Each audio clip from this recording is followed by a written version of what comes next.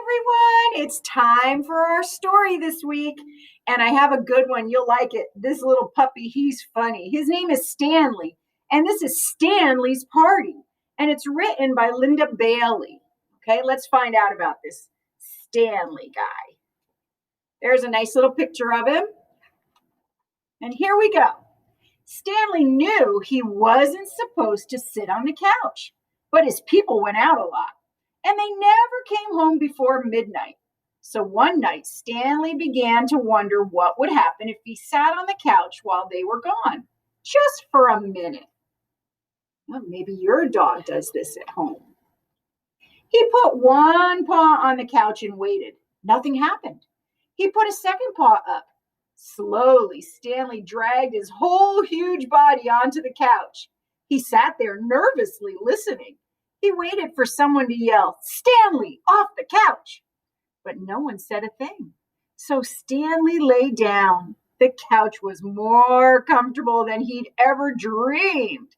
Stanley stretched out his legs. He put his paws up on the cushions. He sprawled and squirmed and sniffed the leather trim.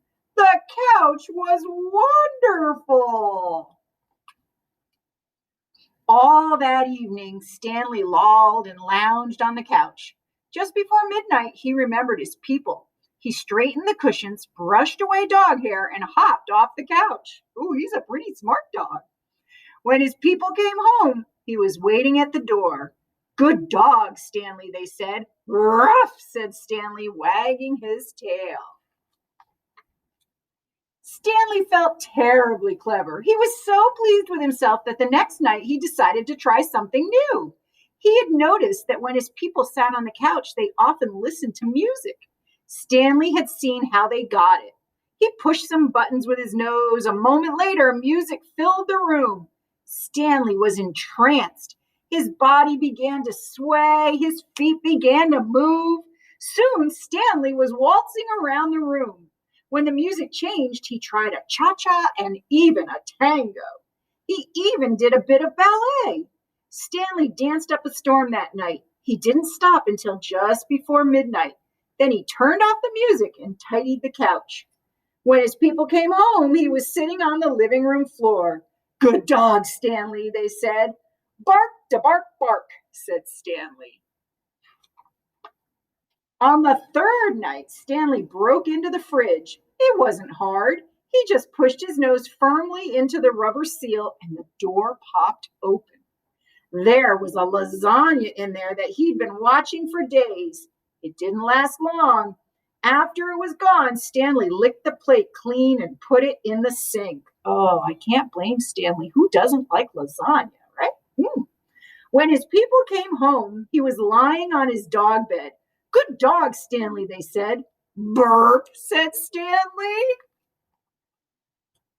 Stanley couldn't believe his new life. Now he didn't mind at all when his people went out. As soon as they left, he sat on the couch. He sashayed and shimmied to the music. He nibbled and noshed from the fridge. "I am having so much fun," thought Stanley. But after a couple of weeks, he realized that something was still missing. And one day, when Stanley's people took him to the dog park, he figured it out. He was tired of having fun alone. Oh, I think we all kind of feel like that a bit today, huh? Stanley trotted over to his best friend, Alice. "How'd you like to come over to my house this evening?" said Stanley in dog talk. "What for?" asked Alice. "We could sit around on the couch," said Stanley, "put on some music, do a little dancing, maybe have a snack." "Sounds great," said Alice. "What sounds great?" asked Oscar, coming up to join them. Before Stanley knew it, he had invited Oscar too, and Mabel, and Digger, and Gassy Jack. My. Look at all those doggies. Oh my. He invited 2 more dogs on the way home. And all the dogs he invited talked to the other dogs. And those dogs talked to the other dogs. And those dogs talk to still other dogs. Oh, sometimes that's what happens. Things get out of control.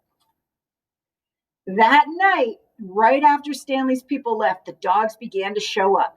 At first, they came in 2s and 3s. Then they arrived in packs. Some of them were Stanley's friends. but a lot more were strangers. Stanley wasn't worried. The more the merrier, he said. Oh boy. It wasn't long before the house was jammed with every kind of dog you can imagine. Shaggy dogs, bald dogs, dogs with wrinkles, dogs with fleas, humongous dogs, weensy dogs, dogs with floppy ears. They filled the rooms, they packed the stairs, they flowed out onto the porch and lawn. Drooling dogs, dainty dogs, dogs that needed a bath. Oh, his house is full of dogs. I don't think this is going to be a good thing. Anyone hungry? Asked Stanley, popping the fridge door open. Dogs poured into the kitchen. Help yourselves, said Stanley. Soon the fridge was bare. Oh, yes, dogs like to eat food, especially people food sometimes. Anyone care for music? Asked Stanley. He put on some rock and roll. The dogs went wild. They stomped, they boogied, they bebopped and jived, they twisted and jitterbugged and mashed. They danced until their paws were sore. They danced till the whole house shook. And who do you think danced hardest of all? Stanley.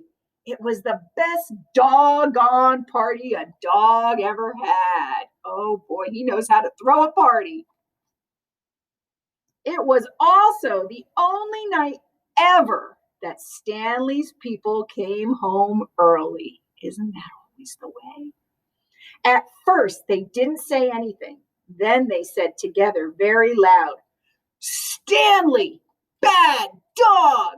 Oh, and no dog wants to hear that. All the dogs except Stanley had to go home. Stanley helped his people clean up. It took 2 whole days. Oh, what a mess. After that, whenever Stanley's people went out, they took Stanley with them. Stanley didn't mind. He went out a lot, and he never came home before midnight.